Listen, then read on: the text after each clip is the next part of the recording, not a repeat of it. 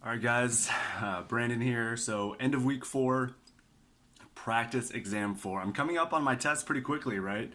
I'm taking my test on the 13th of August.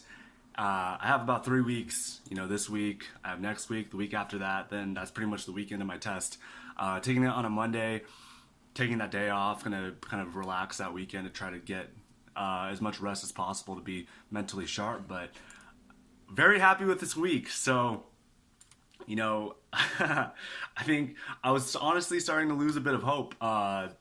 Just grinding all day, studying for this, and not really seeing as much results as I wanted to. Knowing that I needed the time and I would gradually improve, it was a bit discouraging. Seeing last week. I mean, I scored a 720, but it was on a test that I had already taken before. So whether that really reflected my abilities or not really remained to be seen, especially given that my Manhattan tests were really, really bad. They were, 620, 650. I decided to spring up for the actual, exam packs from GMAC, exam packs 3 and 4. I started to realize, I have 3 weeks. I don't have much time for this, and this is probably my last attempt. If I take it again, I'm gonna have to, recommit to studying as well as probably push off my applications to round 2, which is fine, but would really limit the, how wide I could cast my net for applications this year. Went for exam packs 3 and 4, and to be honest, had kind of a weird night. I went to bed at a decent time, 12 o'clock. Planned to take the test at 6 a.m. Wasn't going to work out. So I planned on waking up at 7 and taking the test, waking up at 6 and then taking the test at 7. Giving myself about 6 hours of sleep, figuring that, on test day, I probably am not going to sleep that well anyway, so 6 hours is about right. Weird things happened. I woke up at 2 a.m. thinking that it was 6, and I got up immediately without even thinking. I don't even know what happened. I got up, I had a caffeine tablet by my bed just to make sure I would wake up, so I just grabbed it, drank it, and then I was getting ready, and then I look at the clock, and it's 2 a.m. And I'm like, well, I just took this caffeine. It was really stressful, honestly. I ended up going back to bed. I managed to sleep somehow. And I woke up around 7 o'clock, and I went into this first test. And I got a 750. First 750 of... Okay. Session has timed out. Well, I scored a 750 out of 800. I suppose...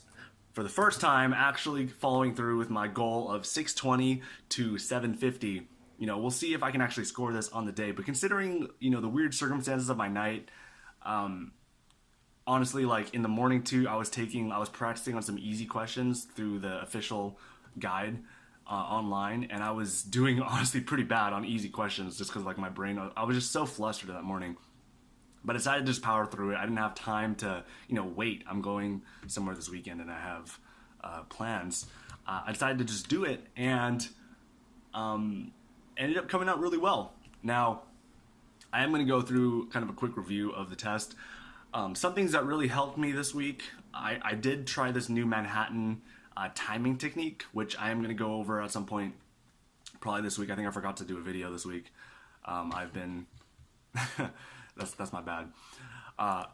There's this timing technique that I saw that kind of suggested that in the first 30 seconds of your test, when they give you like the instruction screen, to rather than read the instructions, to simply create like a grid on your notepad, grid, and then memorize like minute timers for batches. So rather than having there are different, methods of tracking your time. You can either track per question, going for 2 minutes per question roughly, or you can go for large chunks. Now, the way I was doing it originally, I had, I had kind of a benchmark of every 15 questions or 12 questions, every third of the test to be at a certain number. Now, the issue with that is you have too large of a problem set that you can really, lose pace of your timing, on a question-to-question basis. So like you may find yourself down significantly by the first third of the test and then have to catch up and not know how you're allocating. Whereas doing these quadrants For example, having for the quantitative section, this is super helpful. Having quadrants allows you to benchmark your time in chunks of 4, which it's a small thing, but it helps you realize, like, it's also just easier to do the mental math of just dividing it into 4 and then realizing, like, okay, I have 2 minutes here, so I should really be moving on. It just kind of helps assist you in making that decision-making process rather than having to do a lot of mental math. You'll just it's still manageable to actually get this written down in the short amount of time you have prior to starting the test. So I think it's really helpful, and it really helped me a lot. This is probably the best test I've ever had in terms of time management. So verbal, this is really funny, man. Like, verbal is so tough because I've only, honestly, so last week I only got 6 incorrect. I got 5 incorrect here, but I got a 44 on verbal, whereas last week I got, actually, I don't remember what I got last week. I got like a 4. Let me see. What did I get last week? Yeah, I got a 44, 49. 44 verbal, 49 quantitative on this test. And let's see, last week,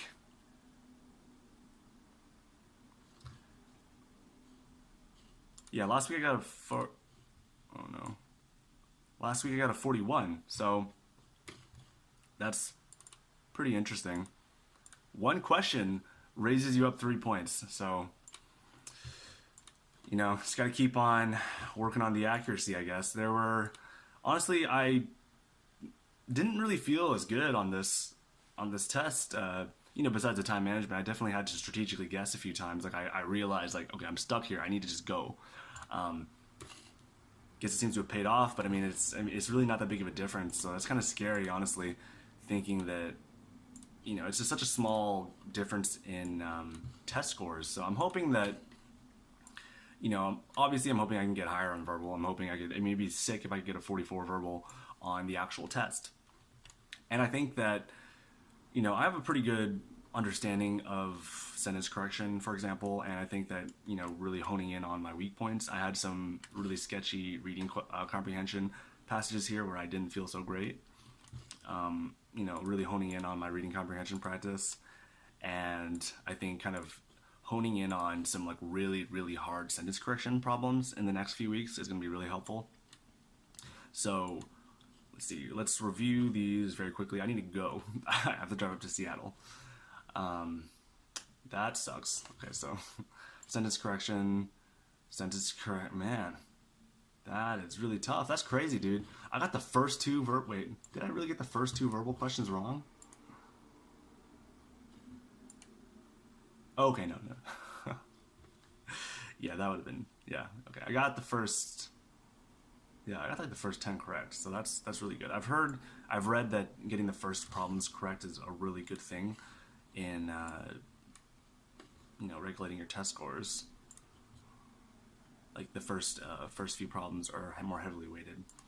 So sentence correction. Okay, so wow. Okay, so sentence correction was an obvious weak point of mine. Yeah, that one I didn't know how to do. This one, I had a few quantitative questions that were just really simple questions. Like this one here, it's a perimeter area diagonal. I really should have been able to do this, but like when I started breaking down the equations, the algebra I came up with was just way too complicated, so I had to go for a guess. This one was a bit of a guess. No, actually, man, that sucks. I did make an assumption on this first statement. I reasoned out that this was not correct. I did solve that this was correct. So that was kind of my unfamiliarity with this equation. Again, I know this is a circle, but I just forgot. Oh no, lies inside the circle. All right, that's tough. That's really tough. Details here, careless. Lies on the line versus lies inside the circle. So actually, I'm going to write that down on a sticky note. Watch language. That's just super tough, man. Watch.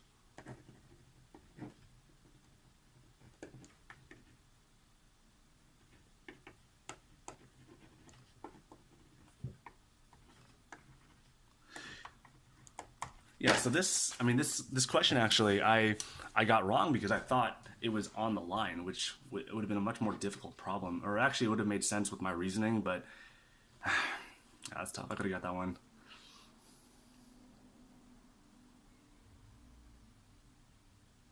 Wait, what? Okay, I wasn't sure if this particular one was an overlapping sets or it was a probability or it was kind of a combination of the two. Um, yeah, I'm gonna have to go dig into that problem. This one was, wow, really? I picked numbers for this one, so I'll need to see the algebra for this. This one was just, I felt like I was kind of falling into a trap on this one. I didn't know how to solve it. I think I was also running out of time.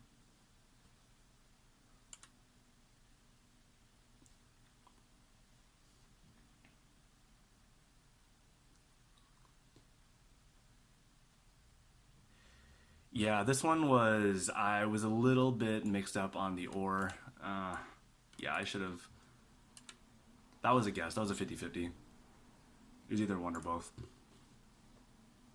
This one was a total guess, so that was, I thought this might have been a trap, so I went for 75. That was a 50-50.